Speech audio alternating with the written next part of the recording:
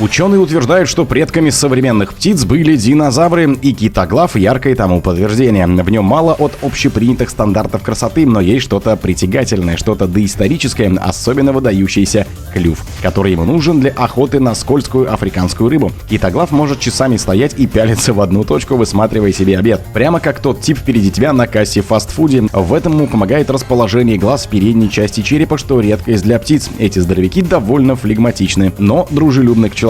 Китоглав может поклониться вам и издать глухой звук. Таким образом, он выражает симпатию. Несмотря на недовольную физиономию, китоглаву не чуждо желание контактировать с человеком. И напоследок вот так китоглав чихает.